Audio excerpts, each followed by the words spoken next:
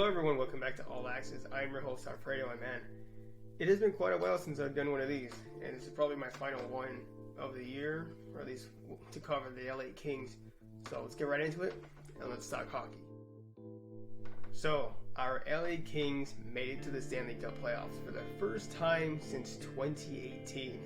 And going into the playoffs, the Kings were heavy underdogs. People even expected the Kings to be swept by the Oilers. I mean, sounds like they're getting pretty cocky to me.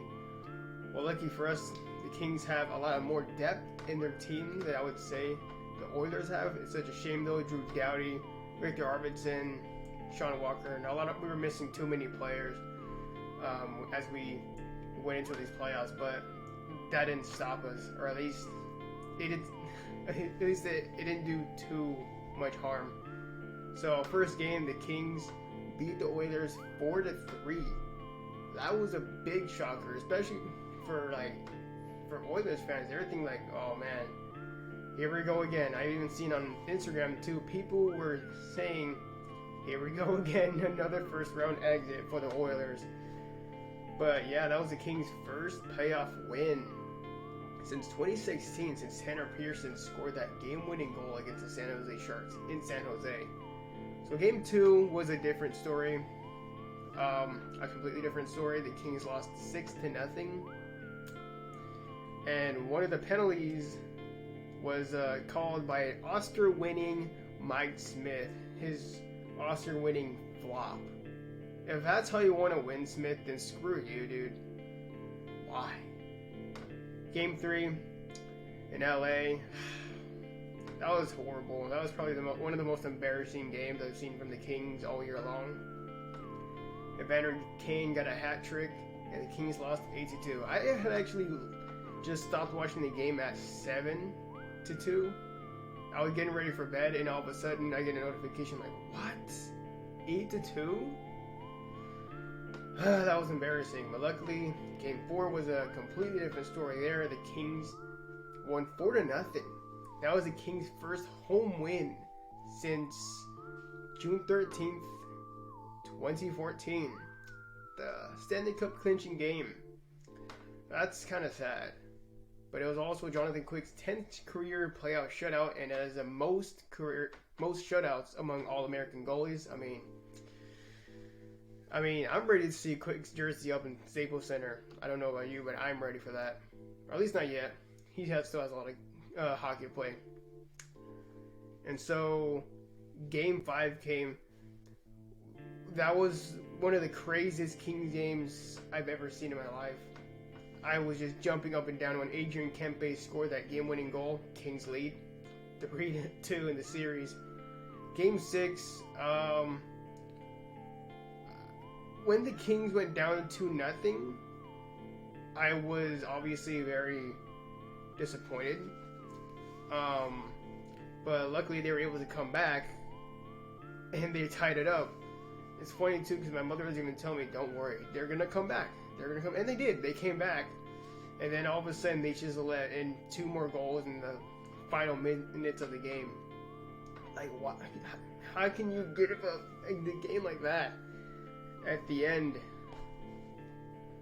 that was heartbreaking. The Kings were that close from clinching the series at home. That would have been a very, very emotional thing for the Kings there. And I was very mad when Evander Kane put up the 7, Game 7. And like, screw you, Kane. No wonder he got let go from San Jose. No. But yeah, Game 7 came. The heartbreaker. Kings lose 2-0. But I'll say this though. The Kings, they have taken way too many penalties. The Kings have had too many turnovers. And their passes were they weren't even connecting. And the majority of the series, too, the Kings were spending a lot of time in their own zone. And it was just unacceptable. Now, obviously, the Kings still have a young team now. They shouldn't have been that bad, though. The games 2-3 shouldn't have been that bad. The Kings shouldn't have lost that bad. But you know what? Whatever. We can just pull the injury card. We had a bunch of injuries. A lot of Oilers fans were talking a lot of crap about us, saying that we're going to get swept. But you know what? We pushed you guys to get 7 games. We went to 7 games. So if anything, really, I'm kind of proud of the Kings too. I'm proud of what they were able to do with what they had, with what they could salvage going into the playoffs. They used what they had. They didn't have Drew Doughty. They didn't have Victor Arvidsson. They didn't have Sean Walker and plenty of other players. So I'm really proud of how long they were able to hold on into the series. They pushed it to 7 games. So the fact that they won 3 games, I'm not mad at that. I'm not that mad at that. What I am mad about is how many penalties they've taken. The Kings took 31 penalties in the whole series. Or excuse me, they had 31 penalties, 95 penalty minutes, 95 plus. The Kings had 24 power plays and only scored on 3. That's another thing that I wanted to get to too as well. The Kings, they need to improve with their power play unit, because that's been their almost their main struggle all year long. Their power plays, as well as their penalty killing too. It's almost dead last in the league, or at least their power plays are. So, yeah, Game 7 over.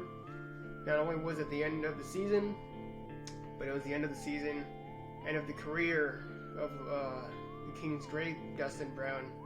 Which is why I'm wearing my Dustin Brown shirt.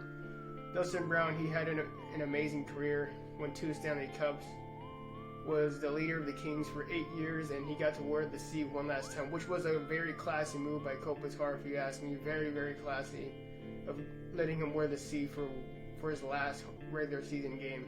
Yeah, we lost that game, but you know what?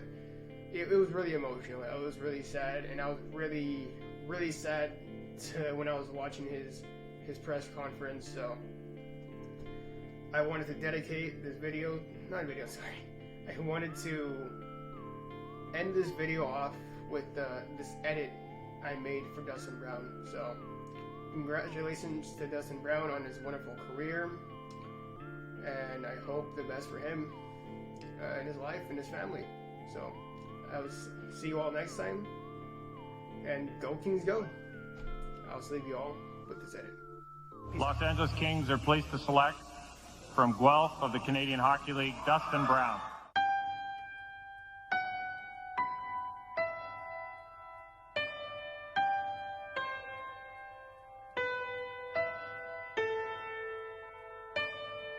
When I was a young boy, my father took me into the city to see a marching band. He said, son, when you grow up, would you be the savior of the broken, the beaten, and the damned?